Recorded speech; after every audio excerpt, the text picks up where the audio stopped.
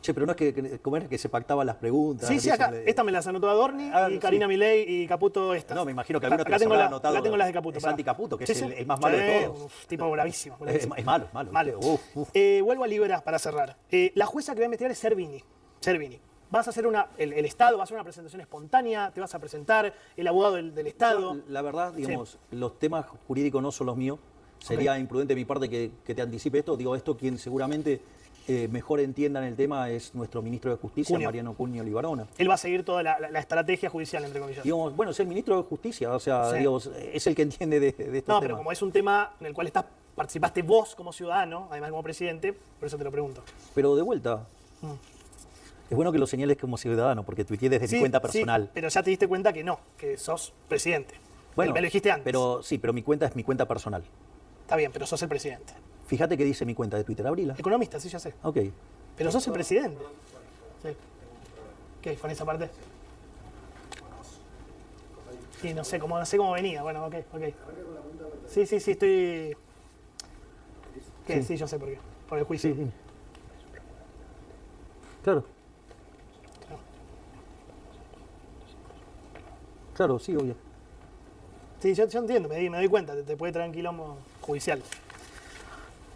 Ayer, por ejemplo, donde aparecen especialistas como Fernando Molina en su cuenta de Twitter, que dice, che, acabo de detectar que una billetera de las que recaudó guita después del tuit de Milei empezó a mover la plata como si la quisiera esconder o lavar.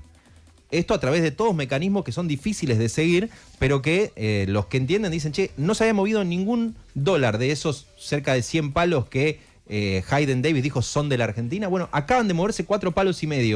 Y esto es típico de lavado o de esconder guita. Bueno, ¿quién está investigando eso? El gobierno armó una unidad para juntar información a cargo de la mano derecha de Cunio Libarona. Y la parte que Jonathan Viale tuvo que cortar de la entrevista era la parte donde Milei decía, le voy a pedir a Cunio Libarona que me diga qué es lo que tengo que hacer, y ahí es donde se tira en palomita Santiago Caputo en su momento. Y ahora entonces te preguntás todo. Pará, todo tenía que ver con algo de lo que estabas armando para defenderte con tu ministro de Justicia, que es así de trucho como lo conocemos, y aparte es el que hoy defiende la designación de uno de los más cuestionados a la Corte.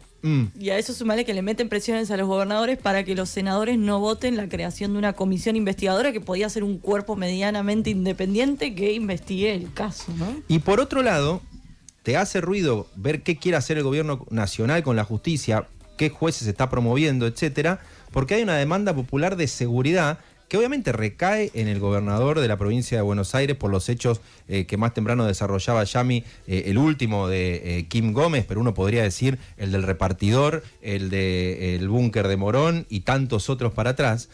Pero al mismo tiempo hay que decir que hay reclamos de que accione mejor la justicia, porque hay, no sé, un montón de veces que la policía detiene a un delincuente que está un rato y la justicia lo termina liberando y después comete otro delito más grave, eso lo vemos todo el tiempo. Es lo que es una cebolla de capas y capas de problemas, porque de golpe después el que estaba detenido era otro menor que tenía consumos problemáticos y la familia no lo podía parar, y cuando seguís con esa capa de cebolla es infinita. Pero es cierto que hay un reclamo central sobre la justicia, y el mensaje es: pongo en la corte un juez que tiene la mitad de las causas que trató sin definir. Vos decís, bueno, entonces ¿querés una justicia más rápida, mejor, o una justicia que negocie y esté dispuesta al tongo? Bueno, eso también hace juego el reclamo popular de justicia y te delata que es extraño lo que está haciendo el gobierno nacional en ese punto. Al margen, hablaron bastante hoy de Cunio Libarona. Estábamos diciendo con Ezequiel recién, ¿la gente conocerá todo el expertise de Cunio Libarona? Muy poquito. Muy poquita gente sabe, ¿no? No, muy poquito. No, un hombre muy buen abogado, ¿eh? Todo el mundo que conoce es muy buen abogado. Al punto que Milei lo pedía, ¿no? En la nota que termina con la interrupción de Santiago Caputo. Quería que lo defendiera. Quería que lo defendiera Cunio Libarona, que no podía porque es ministro. Bueno, en principio hay alguien que se lo cruza ayer violentamente, que es Graciela Ocaña. Porque Graciela Ocaña hace una crítica diciendo esto es inconstitucional. Sí, la nominación del hijo y claro, a la corte con entonces, García Mansilla. Junio le responde, me extraña, vos laburás, tu líder Macri quiso hacer lo mismo y vos no dijiste nada, me extraña que no conozcas estos antecedentes. Con algunos argumentos la destrata un poco, y lo sale y dice, te conozco de pibe, ¿qué decís? Es el tono de vos, Cuño Libarona, explícame qué pasó con Lourdes Di Natale antes de hablar de cualquier cosa y ser ministro. Y saludos a Samantha, le manda. Claro, solamente los que tenemos cierta edad Claro, que vivimos esos momentos. podemos descifrar a qué se refiere. Muy brevemente, cuando arrancó el quilombo, el gobierno de Menem, hubo el primer gran escándalo, o uno de los primeros grandes escándalos, se llamó Narcogate. ¿Qué había pasado? Había por ese entonces una revista muy importante de España, que se llamaba Cambio 16, Así es. que siguiendo una causa de narcotráfico, había descubierto en la agenda de unos narcotraficantes 2 nombres muy importantes para Argentina. Uno de ellos era Mira Yoma. Mira Yoma era la cuñada de Menem, o sea, la hermana de Zulema Yoma, pero además la secretaria privada. El otro era más sugerente todavía, era el marido de Amira Yoma, que se llamaba... Emir. No, No. el marido, Ibrahim. Ibrahim. Era un sirio que no hablaba castellano y que Menem había puesto al frente de la aduana. Sí. Y el tipo no hablaba castellano, un coronel sirio que cuando se armó quilombo se rajó.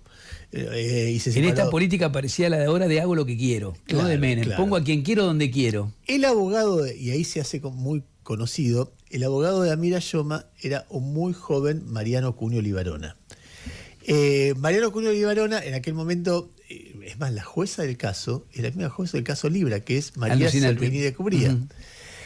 Cuño Libarona después se va haciendo conocido porque va siendo abogado de causas muy importantes. Yo creo que es el abogado de Coppola cuando lo detiene a Coppola, me parece. Con el jarrón. Y en aquel, él tenía una secretaria que se llamaba Lourdes Di Natale. Lourdes Di Natale, por eso Ocaña le dice, todavía no sabemos qué pasó con Lourdes Di Natale. Había una versión muy extendida, a mí por supuesto no me consta, de que había una historia, ni me acuerdo cómo era la discusión, pero que había una historia entre él y Lourdes Di Natale que iba más allá de lo profesional, que había una historia amorosa mientras él estaba casado y que ella tuvo un hijo en el medio de eso. En medio de todas esas discusiones, donde a causas muy pesadas, esta piba cae de un balcón y De se un muere. décimo piso. De un décimo piso. Ujú. Y siempre Lourdes hubo, Di Natale, estamos imagínense, en medio de los escándalos del menemismo, las preguntas que había sobre Mariano Cuño Libarona y ¿Se Lourdes Di tiró Natale. o la mataron? Claro, mucha gente escribió, obviamente tampoco a mí me consta, que él tuvo algo que ver con la muerte, otra gente dijo que no.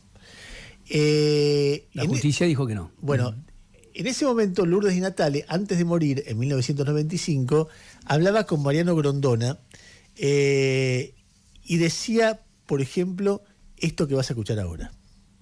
Mariano Cuño Libarona me comentó, me acuerdo que íbamos en taxi y me dices, adiviná de quién es la cuenta, quién está en el tema de las armas. Así fue. No sé quién está, le digo, ¿quién es? Tu jefe. Le digo, ¿cómo sabes? Porque la cuenta Forel de los $400.000 de Palleros es tu jefe. Perdón, entonces ella no era la secretaria de Cuño Libarona, era la secretaria de Emir Yoma, y entonces Claro, Cuño ella Libarona... Ella se relaciona, yo no sé si termina en pareja, se casa, ¿no? No, ahora lo chequeo. Creo que son pareja un tiempo, y ella dice, él me dice, el que estaba en la venta legal de armas era Emir Yoma. Y después, en el mismo reportaje, 1998, Lourdes Di Natale relaciona a Cuño Libarona con la CIDE, con el atentado de la Embajada de Israel, con la venta de armas a Croacia y Ecuador, con Chabrán, con Montserrat Alcázar. Escuchá. Y ya, el final fue cuando Aurelia me muestra un fax, según ella, tenía un amigo en la CIDE, y me muestra un fax que a mí me destruyó completamente, que decía, el encabezamiento era, atentado a la Embajada de Israel, atentado a la AMIA, ventas de armas a Croacia y Ecuador, narcotráfico, lavado de dinero, y decía, Montserrat Alcázar, Alfredo Villagrán, Carlos Menem, Emir Yoma. Le digo, Aurelia, ¿esto es verdad? Es verdad, me dice. Es verdad. Me lo mandó mi amigo de la CIDE. Bueno, ese era el mundo de los 90 en el cual estaba Mariano Cuño Libarona. En ese contexto se produce, yo creo que entre estas cosas que estoy diciendo, algunas imprecisiones hay porque estamos hablando muy de memoria, sí. pero es la historia gruesa. Cuando... Por eso Caña le responde con esa artillería Claro, pesada. le dice, Mirá si no te conozco. hablemos de Lourdes Di Natale y saludos a Samantha. Samantha, a ver, ¿cómo decirlo? Cuando estalla el caso Coppola, la televisión ardía con eso y medía, qué sé Porque yo. medía el escándalo, era Claro. todo junto, Y drogas, había dos chicas. chicas que eran amigas del mundo Coppola que se llamaban Samantha y la otra... Y Natalia. Y Natalia. ¿Natalia era Samantha y Natalia? Sí. Bueno, puede ser. Natalia Farhat. No, era ¿No? Samantha Farhat. Samantha Farhat y Natalia Negri. Natalia Negri, que después ahora está en Estados y Unidos. Natalia y le va- Negri, que le va genial esa ahora le va muy conductora. bien, claro. Bueno, cuestión es que era tan popular que, por ejemplo, Machito Ponce, que hace las canciones, le hizo canciones a Samantha. Era Samantha todas las noches se la banca, Samantha se acuesta y después se levanta, no sé, hacía esa cosa y era Samantha. Bueno, en ese quilombo, Mariano Cunio Libarona aparece en Brasil, tapa de revista Gente, con Samantha Farhat.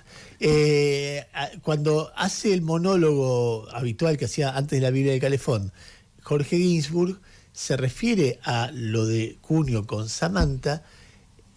Cunio en ese momento había estado preso por haber intentado intervenido de manera muy irregular en un aspecto de la causa del AMIA. O sea, ese antecedente, ¿no? Entonces, lo que dice Ginsburg en ese pequeño relatito que hace es increíble por cómo termina. Escuchá. A ver. Pero cuando creímos que ya nada nuevo podía pasar, el sobrio doctor Mariano Cunio Libarona aparece en Brasil con Samantha. ¡Qué lindo!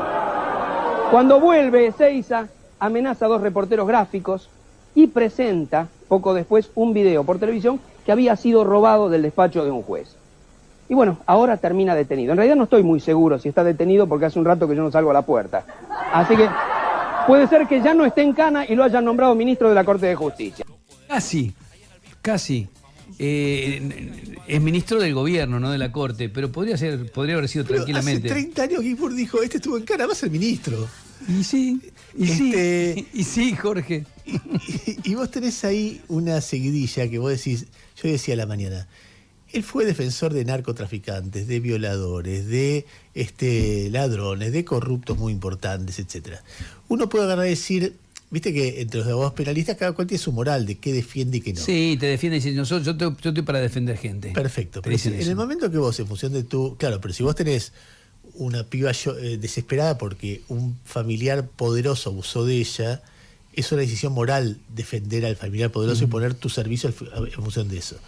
Ahora, vos podés tomar esa decisión y yo no tengo ninguna objeción moral, cada cual tiene su moral. Si después no dictás clases, ¿no? Si después no sos ministro. Claro, no dictás clases de ética vos defendiste constitucional. Defendiste a Mameluco Villalba, un narco, un tipo que mató gente, un tipo que repartió droga por todos lados, y que yo lo defendes, tu rol como abogado te habilita a hacerlo. Pero además el problema no es de Cunio ahí. Cunio en todo caso tiene un problema, que no se da cuenta que las dos cosas juntas en un país no deberían ir juntas, sino de quien lo designa. Claro, obvio. ¿Quién elige a Cunio? A un ministro de Justicia que tiene esos antecedentes. Pero no es lo mismo que lo del hijo. Vos decidís el hijo. Sí, pero me parece tomando una posición ahí. Es probable, pero si vos contás la historia del hijo, por lo menos no es tan abiertamente llena de escándalos. Entonces esto es como una confesión de parte. Pero además vos le agregás el presidente que designa al ministro, que defiende a los ministros de la Corte, es un tipo que está investigado internacionalmente por una estafa descarada. Es decir, es evidente que el tipo fue parte de una estafa 3 veces, no una. Utilizando el tema que no lo sabe explicar, no lo puede explicar, etcétera, etcétera, etcétera. Entonces vos decís, flaco, el presidente que es así, designa a un ministro que es así, designa por un método totalmente traído de los pelos, irregular, ridículo, a 2 ministros de la Corte.